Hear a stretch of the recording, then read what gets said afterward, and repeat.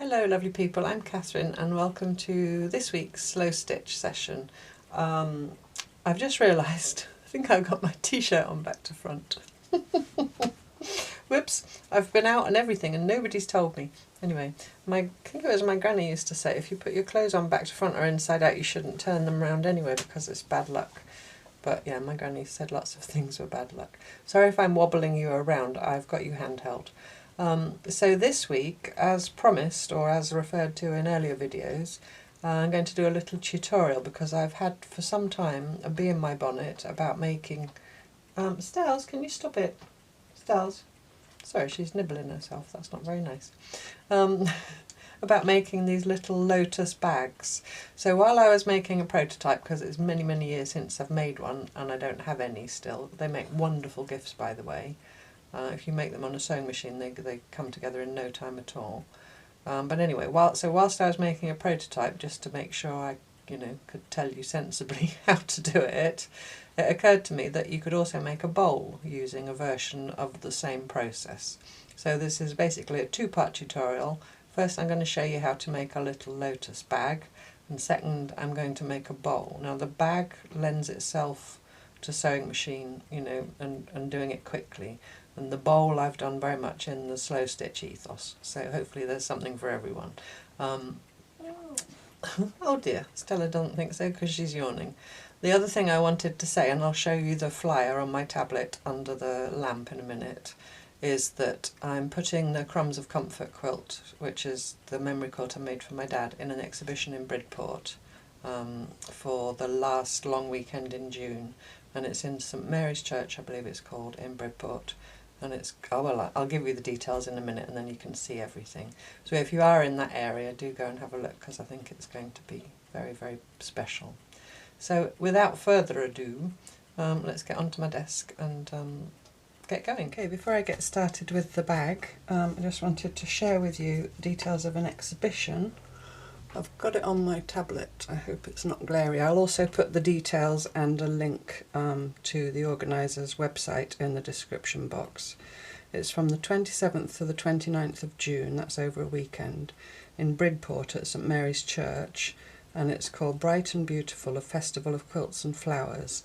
And I am lending my Crumbs of Comfort quilt, which is my dad's memory quilt made with his shirts and hankies, to that exhibition. So if you're in, anywhere in the area of Dorset, and you're free on that weekend, it should be very beautiful. What they're doing is they're creating flower arrangements to complement the quilts and the themes of the quilts, and it's all about the stories, which is what really drew me to it, and the fact that I know Becca who's organising it, and she asked me. So anyway, 27th to 29th of June at St Mary's Church in Bridport. Festival of Quilts and Flowers. So that's that. I will go myself, hopefully, but I don't know what day yet. I'll tell you nearer the time once I know. Okay, so I've got two projects, as I said, which is the same process, and you can make either a bag or a bowl. So firstly I'll show you the bag, and yes, you do see machine stitching, your eyes do not deceive you. You can obviously do this by hand or machine. Well, not obviously, you can do this by hand or machine, whichever you like. So for the bag, now you can make it any size you want. This square is about 12 inches, I think, 11 inches.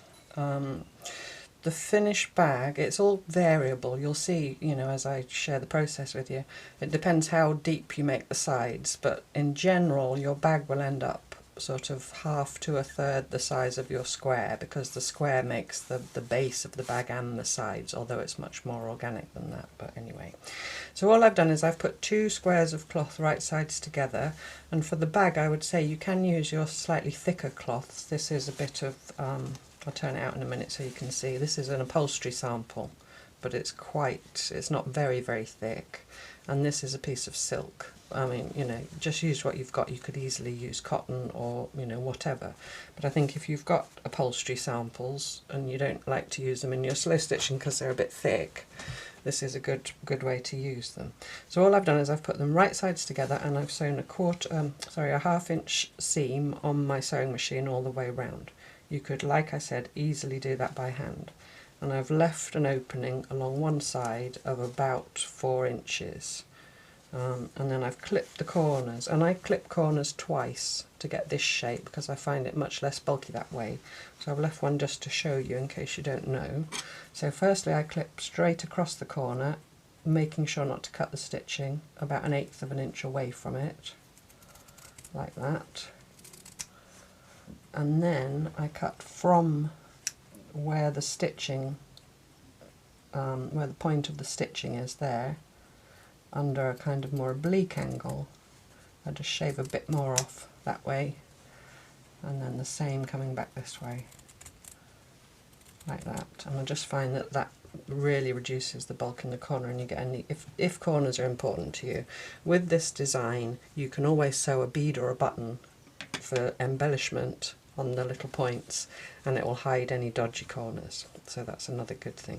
The important thing whenever you're doing anything to turn, whether you're hand stitching or machine stitching, is to make sure you either back tack or do a lot of stitches on the spot and then go away from the end and do your knot somewhere inside here, because this point, if it's weak at all, when you turn it'll, you know, pull out. So I'm just going to turn it through. I chose these two because I just like the look of them together, and this piece of upholstery was a square already, so that just lent itself to it. Well, it's warm today, it's kind of muggy. Sorry, I've just come back from taking Stella out, and you know that thing when you've been out and you've been walking and you come back and it's warm. You get really warm for a bit, well I do. So now I'm going to take my lovely pointy turnery outy thing that lovely Richard, Jane's husband, made me. I need to poke that out a bit more first. And poke out the corners. Generally I'll poke them out as far as I can with my finger and then finish them off with a point turner. That's the best way. The other one that I'm going to show you later, the sort of more slow stitch version, I'm going to do it raw edge, not turned. But the basic structure is you just need a square of something. So it's also a very good opportunity if you've got, you know, if you're a quilter and you've got orphan quilt blocks laying about the place, or you've got squares of slow stitching that you've made just because, you know those things that many of us have hanging about. So if you've got any kind of square of something, this is a good way to use it. I'm just poking out the corners. Probably fast forward this bit a bit because it's not very interesting. Not fast forward, pause and, you know, edit. As most of you said, you don't like it speeded up because it makes you dizzy, and I can imagine, so. Right, that'll do pig. Like I said, you can always sew buttons on them. So now a smart person would take that to the iron, and you could absolutely do that, and then you want to make sure that you press your seam. And you know, I've gone all precise and quilty now because I'm doing this. You want to press your seam so that the seam's right on the edge, you know, so you don't have any lining showing on the front or backing showing on the back, or otherwise just be as precise as you want to be. Do what makes you happy. And so when I've done that, then I will go and put some little pins in, and I'll do that all the way around. And when I come to where the opening is, I'm going to just make sure, where is it? There it is. I'm just going to make sure that that edge is nice and straight as well, but I'm not going to sew the opening closed at this stage. So I'll go ahead and just put some pins around, and then I'll be back. That's all my pins in. So I've got 2 strands of embroidery floss in my needle, and I'm going to do a line of running stitch about 1/4 of an inch from the edge all the way around. So because my seam was 1/2 an inch, that's going to basically top stitch my seam and make it, you know, look neater. And also it will close up that gap, that turning gap. Now if you're doing it by machine, obviously you just go and top stitch with your sewing machine. You could even, if you wanted to, and you've got fancy stitches on your machine, you know, do a line of fancy stitches around the edge, just up to you. But I'm just going to keep it simple. Kind of don't mind using a machine for things that are hidden, but stitches that show, I just prefer the look of hand stitching. That's just me, and I prefer the process. One of the reasons I stitched this with the sewing machine is I had my sewing machine service this week. It was disgraceful. There was nobody in France to do it for me. I did think I was keeping it reasonably clean myself, but I was mending horse blankets and things with it, and it was, yeah, it was amazing what came out of it. Anyway, so I wanted to try it, so yeah, and it worked a treat. I'm going to hide my knot. I'm going to go into my opening there to hide my knot and come up 1/4 inch away. I've kind of matched my floss to my lining cloth because it will show obviously on both sides, but you could do a contrasting, you know, whatever. So I'm just going to pop a line of running stitches, like I said, about 1/4 inch in from the edge, all the way around.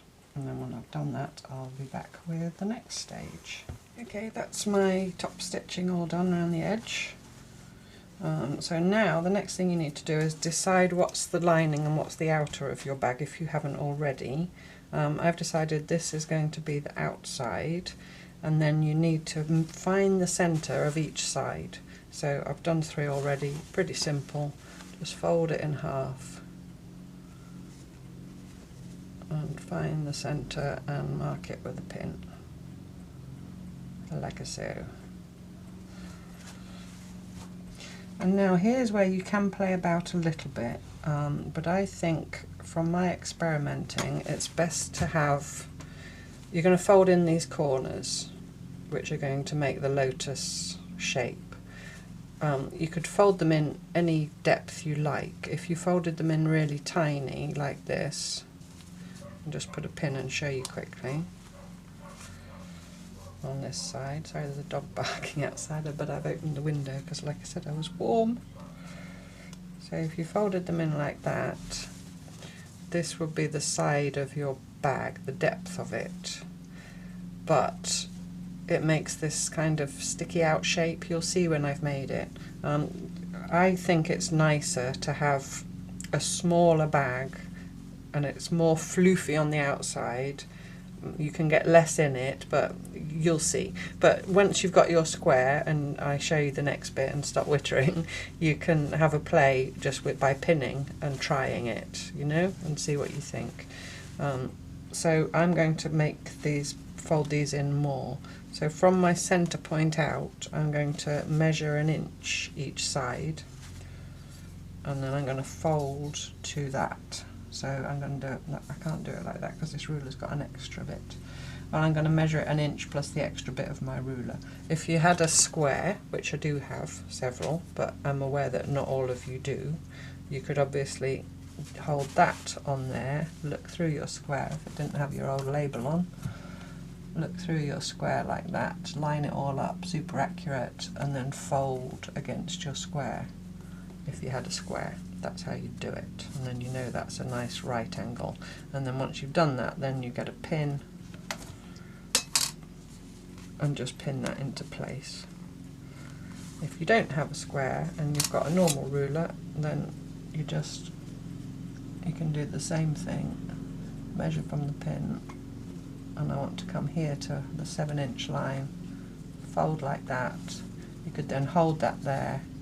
That should be 2 inches, that gap. Just go down there and check that that's also 2 inches. So it's perfectly doable with a normal ruler. It's just, you know, whatever's handiest for you. It's handiest for me if I can see what I'm doing, but if I do that, all you'll see is the back of my head. So I'm just going to do the best I can and not mind if it's a bit wonky. I'm going to do that on all 4 corners. I am going to use my square because it's laying there and it's easier for me under these conditions, under these filming conditions, to see what I'm doing and get it somewhat straight. And actually I can use that pin because I don't need those anymore. And then the final one, sorry if this is glaring at you, this ruler, like so. So now basically you've got an octagon that doesn't have all its sides the same length. Okay, so the next thing to do is, well, firstly you kind of need to decide what you're going to use for your closure. I've got some cloth twine here that I made. If you don't know how to make it, there is a video on my channel. I'll put a link below. I don't think this is quite long enough. You want it long enough to go all the way around, plus a bit extra. So you see mine's a bit short. You could also use a bit of lace or just some sari silk ribbon, or you know, I might actually just use this sari silk ribbon that's laying there so handily, because it's got tangled around a bracelet, because it's longer. And you want 2 lengths, because we're going to do a drawstring, like for a rice bag if you've made those. So 2 lengths, that's not much longer. Anyway, I'll work it out, doesn't matter, I can sort it out later. So if you want to make cloth twine, I would do your square first, unless you're really good at maths and you can calculate in advance, you know, squares on hypotenuses and Pythagoras and all that stuff to know how long these are going to be. I would make it first and then make your twine, because then you can measure around there and just make it a bit longer. Obviously you need your strips of cloth to be longer. I would go at least 1/3 as long again, because the twisting shortens the strips of cloth. I think I say that in the cloth twine video as well. So now we're going to create channels on these 4 sides. So if you've got a super thick cloth twine, which I wouldn't recommend too thick because it wouldn't draw up nicely, but you need room in there for 2 bits. Do you see what I mean? So you need like a good 1/2 inch, maybe even 3/4 of an inch. Let's go 5/8 just to split the difference. But if you were going to use something finer, then you could get away with a finer channel. So I'm just doing it by eye, but of course if you want to measure and use one of those disappearing pens to mark a line, you go for it. So then what you do is you just stitch that down, and again if you're machine sewing you can take it to your machine. I'm going to use the same lilac-y thread that I used before. Now you need to make sure that you stitch quite securely right to the edges, because it's going to take some strain with the opening and closing, but you can hide all your knots under here because that's all going to be hidden. It's a bit of a shame that all my lovely pattern's going to end up being hidden, but anyway. Actually, I'm just thinking on my feet, on my bottom, Because of that, I might turn it and have the inside as the outside. Let's just see how that would look, because then I won't lose my lovely. So then that would be the outside of my bag. Yeah, I think I'm going to do that.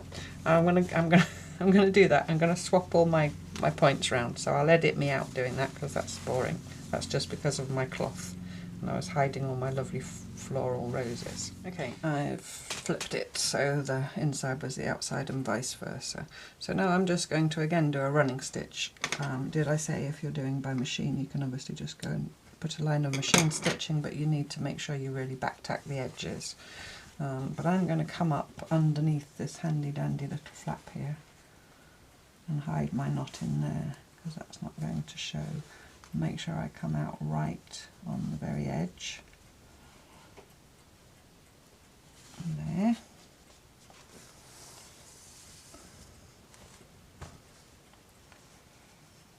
And now I'm going to endeavour to sew a straight line.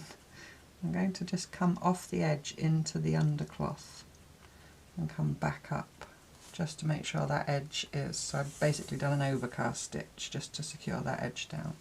And I'm going to just do a line of running stitches straight along there, and then I'm going to, sorry about my clanging scissors, and then when I get to the end I'll do the little overcast stitch again, and then I'll bend that back and make a couple of back stitches and bury my tail inside there, and I'll do that on all 4 sides, and then I'll be back again. Okay, I've done that. I've sewn my little channels all round, and then there's a little tail poking out there. Let's trim that off a bit.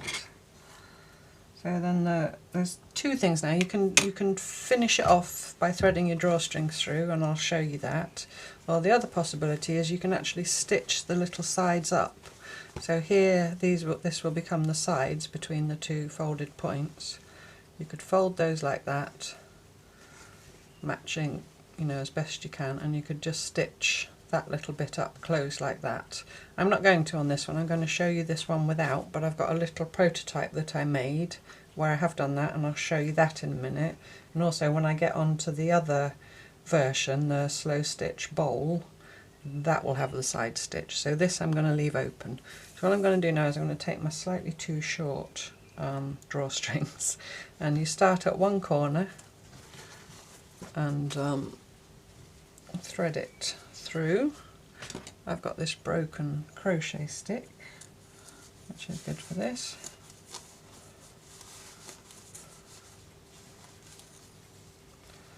So you just thread, leave that tail hanging out there, and just thread that all the way around till you get back to where you started from.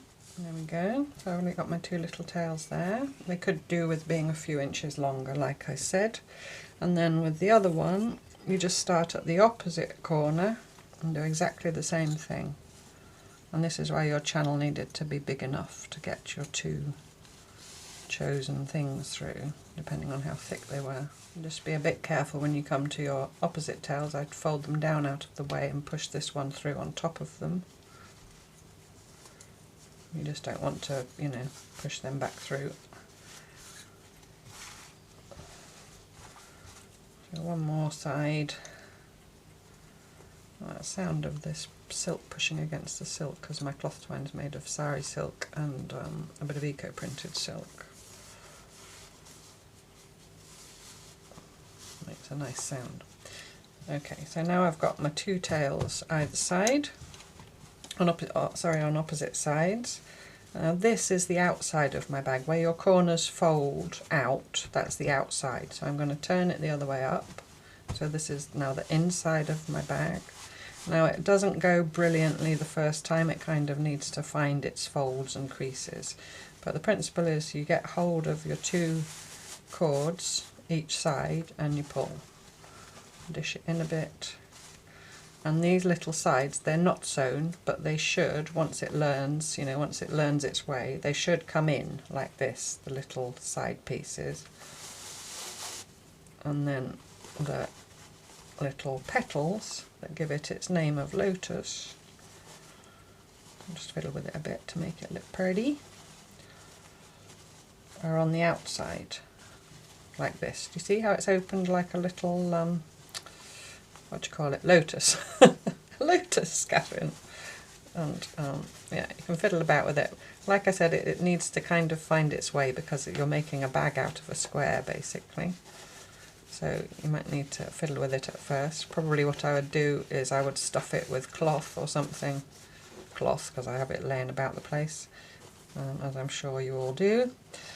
And you know, kind of let it find its form. But isn't that gorgeous and simple? And can't you imagine if you bought someone a little gift, even if it was just sweeties or something, and presented it in that, how pleased they would be. I would be pleased to have that full of sweeties or anything.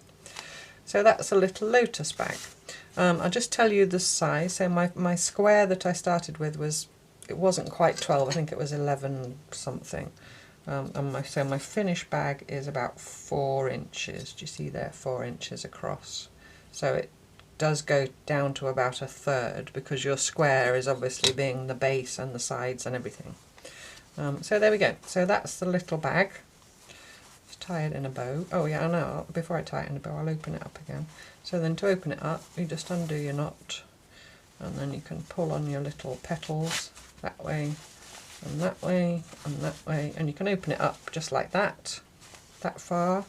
And I don't think those being open really cause any problem, you know, even if you had buttons in there. Whoops, I have some buttons. They're not going to go anywhere, certainly not once it's closed.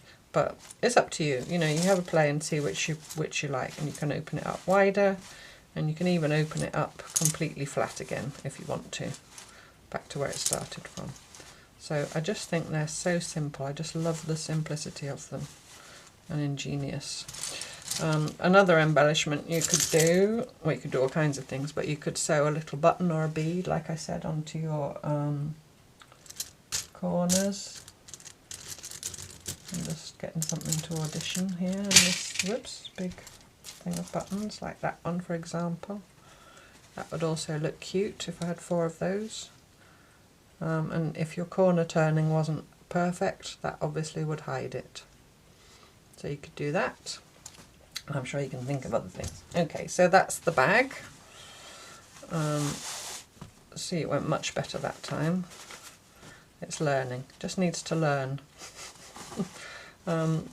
So that's a little bag, and the next thing I'm going to show you is, it occurred to me while I was making, I was going to show you the prototype. While I was making this little prototype, I did sew up the sides. So this started off as a 7-inch square, I think, and I didn't fold the corners in very much, so I left a bigger gap between the corner points. But do you see how when you sew up the sides, I thought, oh, that's as cute as a box. It doesn't have to be gathered up. So I'm going to make this out of my slow stitch thing, so that's the next thing I'm going to show you. But if you sew up the sides, you just do a little overcast stitch. You just match up those two sides. Let's open this again and show you. You just match up these two sides, say here between your 2 points. So you just put that, whoops, insides together like that. Do you see what I mean? So this is the outside, and then you just do a little whip stitch or something, whatever you wanted up there. So that's an option if you want to do that extra step. Okay, so onto the bowl. Okay, so for my bowl, I have pre-prepared over the last few evenings a square of slow stitchedness. What I used was, it was actually some woolly blanket, but it was quite a thin woolly blanket. I've got an offcut here so I can show you. You see it's quite thin. It's not that really thick stuff. Obviously if you've got quilter's wadding or some cotton flannel or something like that, you could use that.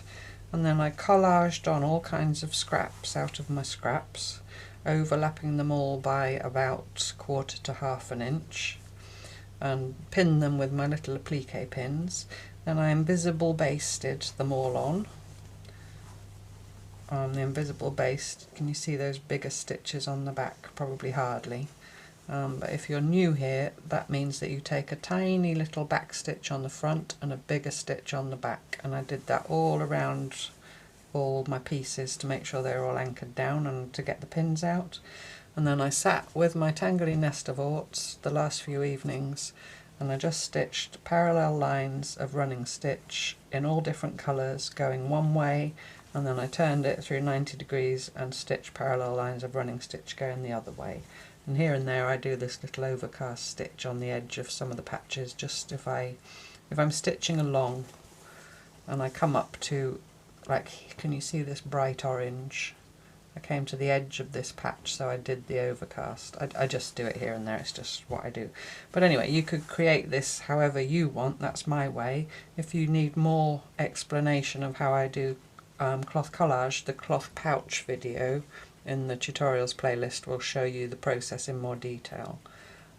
It's also the same process with the stitch meditation scrolls, that's also in the tutorials playlist. So I've got that, and I've trimmed it to whatever size it was. I think it was 12 inches, 11.5-ish. And then I've cut myself another piece of cloth. This is a bit of old sheet that's been dyed with logwood many years ago. I don't use logwood anymore. It's just got Fred hair on it. That's not essential. Cat hair is not essential unless you've got a cat, and then it's unavoidable. So that's for my lining. So all I'm going to do now is pin those two together all the way around, and then I'm going to invisible baste the lining to the front. So I'm just going to put some pins. By the way, when I trim this, I cut through some of my stitching. That never bothers me. I'm going to do more stitching around the edge. I never find that it's a problem. It's not going to go in the wash or anything. It's a bowl. I just don't worry about cutting through my stitching. So I'll go ahead and put pins all the way around, and yeah, then I can show you a little bit of invisible baste if you're new here and you haven't seen it.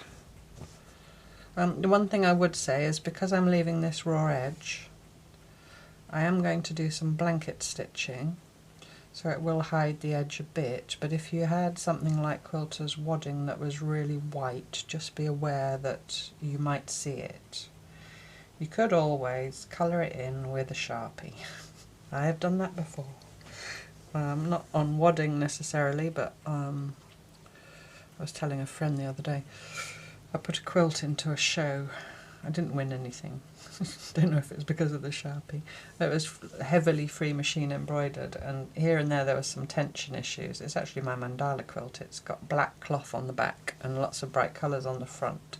So here and there my top thread showed on the back, and I coloured them in on the back with a black Sharpie. So it just occurred to me that maybe you could do that if you had wadding that showed, or you know, if you've got something, if you have black wadding with dark cloth, that would obviously look better. My blanket's kind of a creamy colour, so I'm not going to worry too much. So just a couple more pins.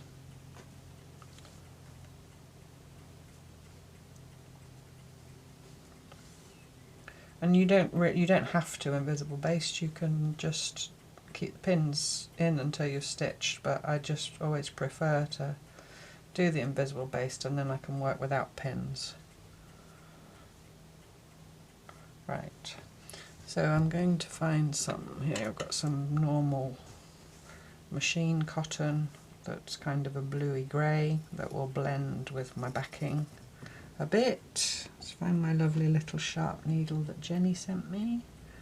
That's possibly 100 years old. There it is. It's got a bit of green in it. So sorry for the clangy clangs. Maybe I should put something under the felt mat so I'm not throwing things on the desk all the time and making you jump if you've nodded off. Just put a little knot. So I'm going to do my invisible base from the lining, because if I do happen to go right through, it's not going to show with all this going on. So I'm going to go in underneath with my knot. I'm probably going to go maybe about 1/4 of an inch from the edge. I'm just going to move it down a bit so I'm sure you can see. So because I've got the woolly blanket, it will be the same if you had wadding or whatever. I'm going to take my tiny little back stitch on the front here, and I'm going to go only into the blanket with my needle, and then come up a good 1/2 inch forward. So my needle hasn't gone right through. Even if it went through a little bit with this grey thread, it wouldn't show, so I wouldn't worry. And that's the invisible baste, which I learnt from Jude Hill, although it's a stitch that actually has been around since, I think they found it in medieval garments even. In garment making it's called the prick stitch, but this is a brilliant application of it. So I'm going to do that all the way around, fiddling about with my lining cloth as I go to make sure it's, you know, up to the edge. And then when I've done that and I've got all my pins out, it would have made more sense to pin it from this side actually, but anyway, I'll be back again for the next stage. Okay, so I've been all around the edge with my invisible baste. So I've just got this tiny little row of dots on the lining side, and you can't see it at all on the other side. And I've done exactly the same process as for the bag. I've found and marked the middles with a pin. Hope you can see. But I've folded the points in much less. So this was, what was it, 11.5 inches. I've left a 4-inch gap, so about 1/3 there or thereabouts. But again, you can pin and try and see what you like. Because if I've got it like this, when I sew up these two sides, like this, my bowl is going to be that kind of depth. Do you see? Do you see? So if you want to pin all yours in place first and then make adjustments, but I hope you can get the idea. I haven't got 2 more hands to hold the other 2 sides, but I've decided that is the size of bowl that I want.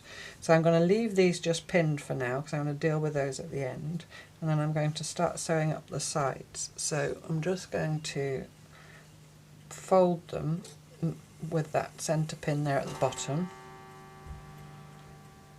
right inside, excuse me, inside of the bowl together. And then you see where they fold at the top there, that should then match. So I'm going to put a pin in that, and now this is quite bulky because I've got my 2 layers of blanket. I can get that marking pin away now. Excuse me. But I'm going to do an overcast stitch. I thought of doing a blanket stitch, but I think it's just a bit bulky around that double layer, and I really want to make sure it's secure. So I'm just going to hide my knot somewhere inside. Actually, I might go in and do a little back stitch as well, just to be sure it'll stay. And I'm not going to carry rocks in it or anything, but you never know.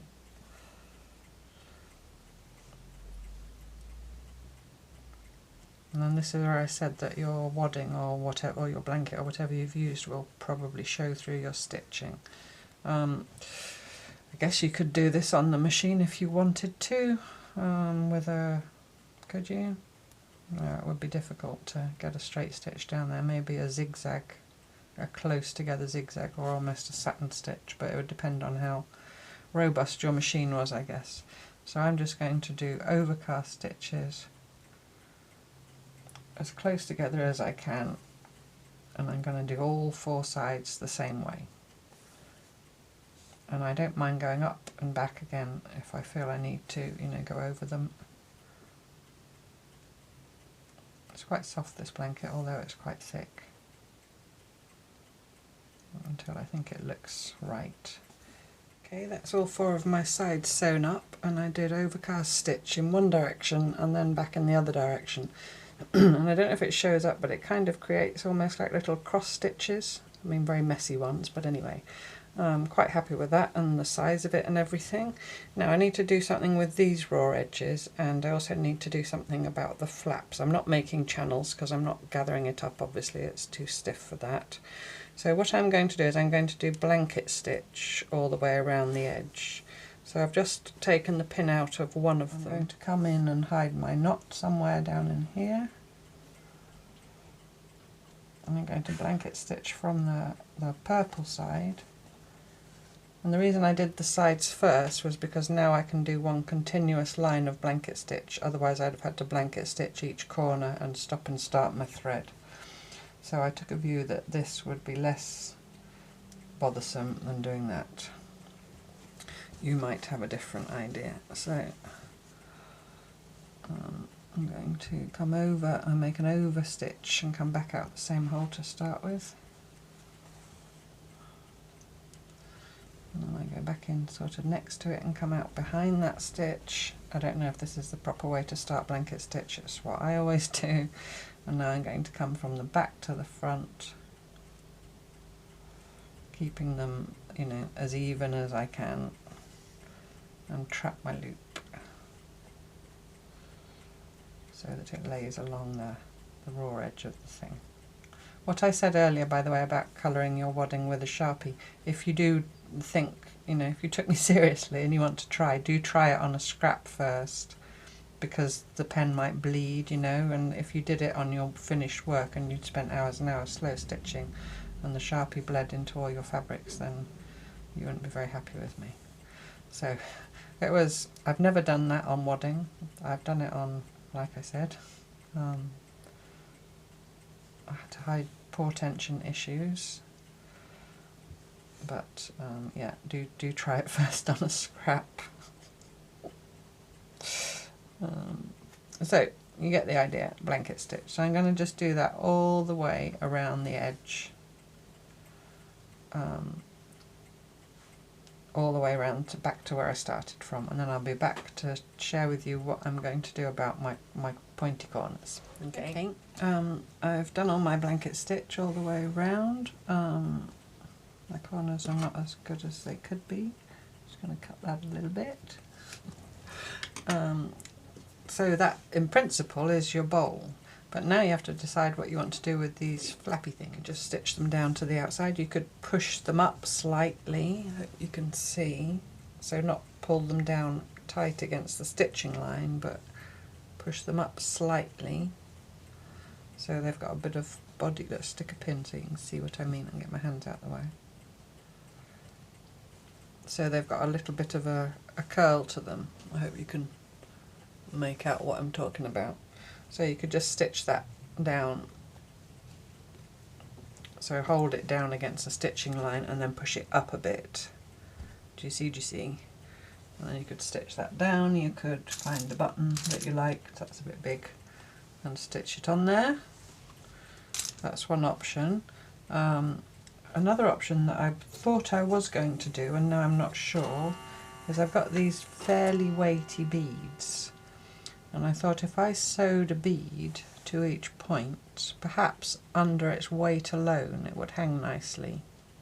That was what I was thinking of doing, and I'm still undecided because then I had another idea, sorry for the clang, which was these 4 points, obviously because it's a square, all come together like that.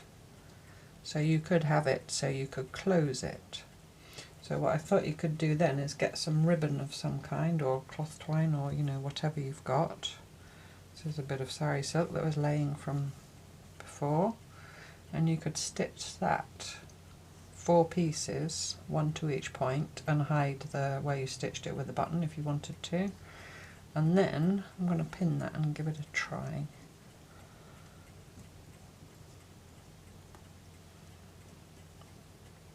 I don't want to cut my sari silk till I know. So then imagine you had another piece pinned, so stitched on here, maybe 5 or so inches long.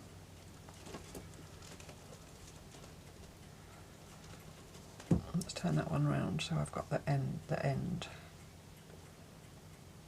You know, and do that neatly and put a pretty button over it. And then you could just, maybe a bit longer than that, tie those together and tie those together, and then you'd be able to close your little basket box thing. So now I'm in 2 minds. I kind of want to do both. I don't know if you could do both. Tell you what, I'm going to go with my first plan of sewing the beads on. I think you can understand what I mean by that, because I think probably I won't take mine anywhere. It will just sit about the place with stuff in it, with the other 5 billion baskets and bowls that I've already got. But you can never have enough, can you? You always need more. So I've got in my needle 4 strands of black floss, because these beads are quite weighty, as I've said. And I'm going to bury my knot somewhere in there and come up. Make sure I'm in the blanket and come up in the point.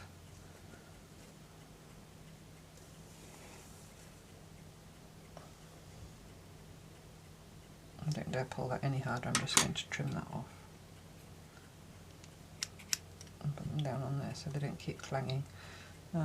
So now I've got my bead. So I thread my bead on. Whoops, stay there. Then what I've got here is another little tiny black bead, and I was going to come into it and then go back through the big bead. So then that little black bead, hopefully, will act as a stop so it doesn't fall off. I do think I do like the look of that like that, just hanging and not stitched on. So I'm going to just go with that. I'm just going to make a couple of little back stitches under here to hide my end. Very possibly I should go round the bead again for strength, but I think it's fine. And if it's not fine, if it falls off at one point, I'll just stitch it back on. I just like the idea of it kind of hanging in space like that. So yeah, I think I'm going to do that on all 4 corners. But I think it's really cute and relatively simple. If you wanted to do a non-slow stitch version, a fast stitch version if you like, you could absolutely do it on the sewing machine. You know, the whole thing. You could just have a quilted piece and make your bowl out of that, however you do that. So I'll do that with all 4 corners, and then I'll be back to show you the finished bowl and also to show you my finished pages for my slow stitch book that I'm doing with my group of friends for our retreat in September. So don't go away, I'll be back in no time at all. Okay, there we go. I'm very happy with my dangly little beads. I do like the way they're just holding it open enough, I think. So yeah, but do bear in mind, I don't know if they dangle well enough to... You could also do that, I guess. I'd be very interested to see if any of you in the Facebook group make these. I mean, that kind of works, doesn't it? Just using the weight of the beads. If what you come up with as, you know, ways of finishing them off. So do, if you post there and you've come up with something ingenious, do let me know if you mind me passing it on, because then I can share it in a video for everybody else to see and credit you for your genius. So yeah, I'm really pleased with that. It's so simple, and that's what the outside looks like. There's its lovely slow stitchedness. So I hope you will have a go at a version of that if you feel like it, and also the little lotus bag which sits in there nicely. And I promised to show you the pages for my slow stitch project. If you're new here, I'm in a group of 10 women, there are 10 of us, and we're all slow stitchers, and we meet fortnightly by Zoom, and we also meet individually, and we're all friends. But we're having a retreat. This will be our second retreat in September, over a long weekend. So we've come up with the idea for a group project where we're each going to make 10 slow stitched pages for a book, and then we're each going to give everybody one and keep one. So you'll end up with a page from everybody, including one from yourself.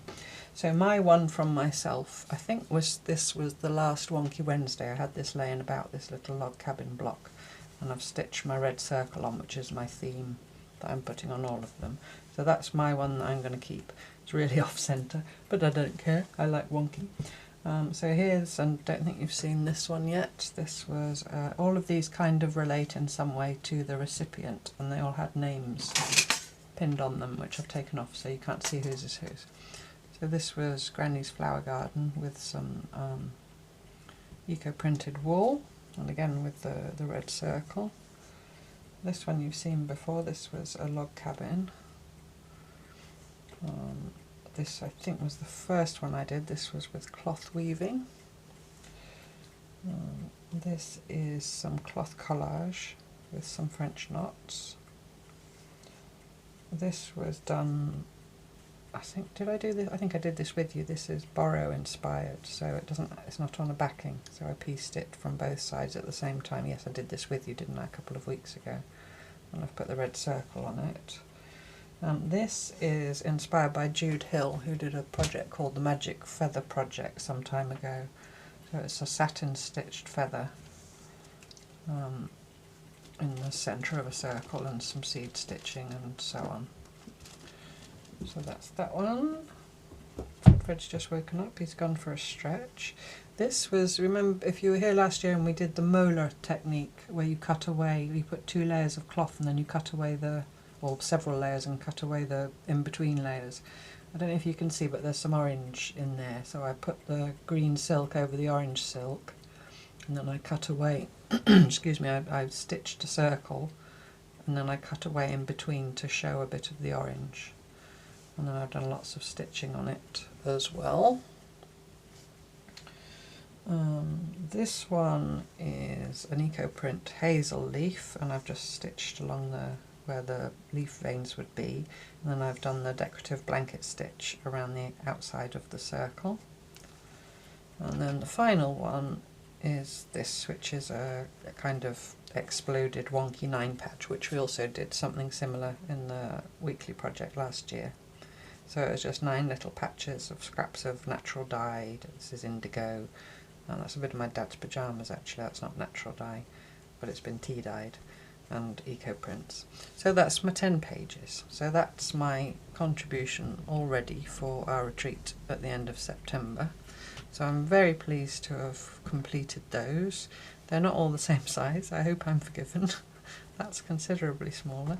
Anyway. If I don't come back after September, it's because they've, got very cross with me. They won't. And that'll be my cover. So I'll have a book, something like that, only I'll come back with, one from everybody else. And we're not exactly sure yet how we're going to make the book, but I'm sure I can show you after September. So that's that. I have to pin all the names back on so I remember whose is whose, although I think I will remember. So I think that's it really. Don't forget the Quilts and Flowers Festival if you're anywhere near Bridport, the last weekend in June. And I hope you enjoyed that tutorial. Like I said at the beginning, I just felt like making a thing. I think sometimes you just want to make and complete something, don't you? And yeah, I'd had the idea for doing a version of these little lotus bags for some time. So thank you so much for watching, and I look forward to you joining me next time for more cloth tales. Kisses. Bye bye.